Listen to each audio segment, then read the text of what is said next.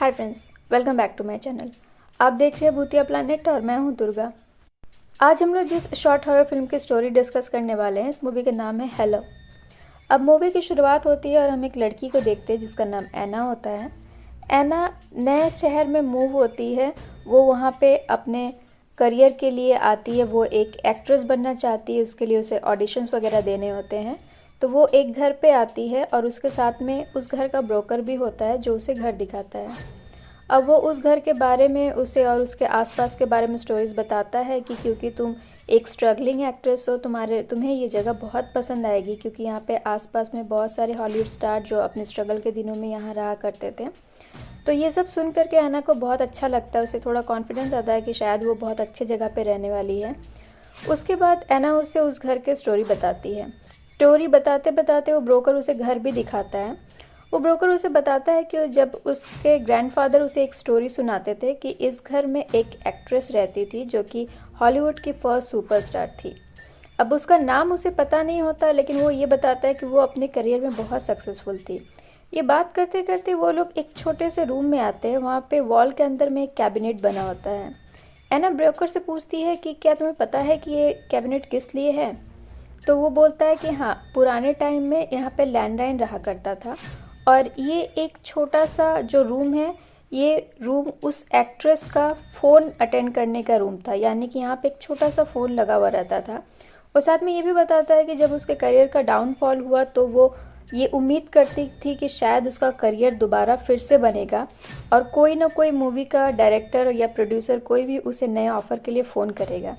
उस ऑफ़र के फ़ोन के इंतज़ार में उस कैबिनेट में जो फ़ोन रखा हुआ होता था, वो वहाँ पे चेयर लेकर के दिन भर बैठी हुई रहती थी, लेकिन उसका कोई फ़ोन नहीं आया उसके ऑफ़र के लिए। ब्रोकर उसे ये सब बताता है उस एक्ट्रेस के बारे में और वहाँ से चला जाता है। अब एना के दिमाग में उसके बारे में ये स्टोरी घूमती हुई रहती है। हम नेक्स्ट सीन में देखते हैं कि वो अपने बेड पे सोई हुई होती है कि उसे उस ब्रोकर के बारे में बात याद आता है। वो बहुत क्यूरियस होती है उस एक्ट्रेस के बारे में जानने के लिए, तो वो गूगल में स्टोरी में सर्च करती है कि हॉलीवुड की फर्स्ट सुपरस्टार कौन थी। अब उसे वहाँ एक एक्ट्रेस के बारे में स्टोरी मिलती है। उस एक्ट्रेस का नाम होता है फ्लोरेंस लॉरेंस। अब फ्लोरेंस उसी घर में रहा करती थी जिस घर में अभी एना रहती है।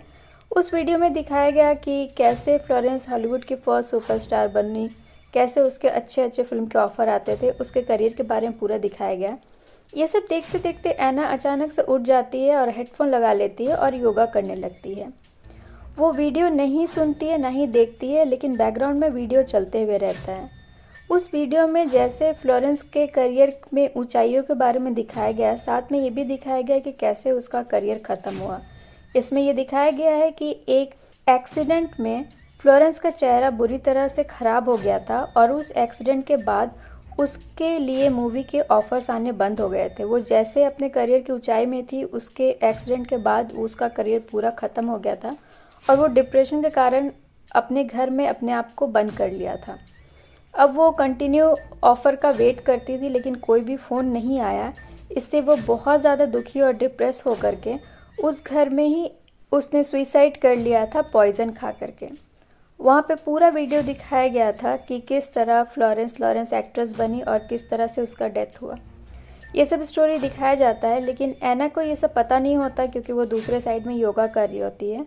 वो हेडफोन लगा के योगा करती है और म्यूज़िक सुनती रहती है कि तभी उसे एक लैंडलाइन के रिंग की आवाज़ सुनाई देती है।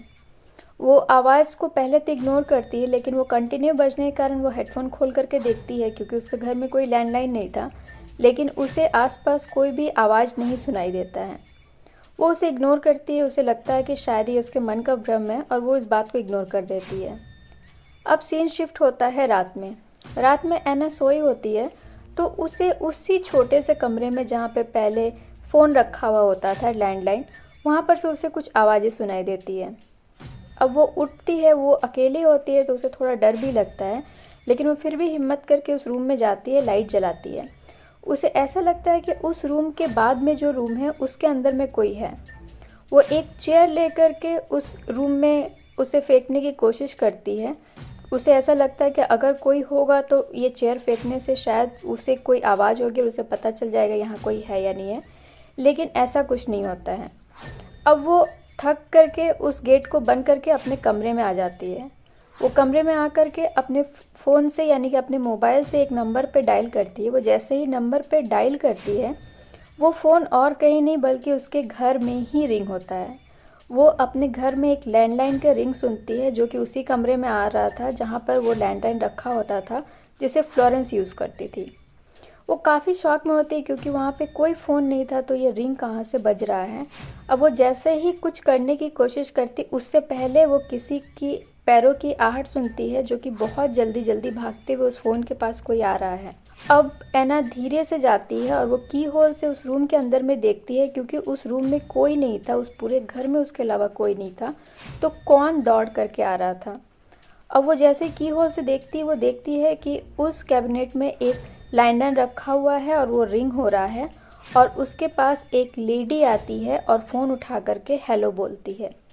अब वो हेलो बहुत ही क्रीपी आवाज़ में बोलती है, लेकिन ऐना इधर से कुछ नहीं बोलती है, वो फ़ोन काट देती है। वो की होल से और आगे कुछ देखने की कोशिश करती है कि तभी वो लेडी पीछे मुड़ती है और ऐना वहाँ पर छिप जाती है।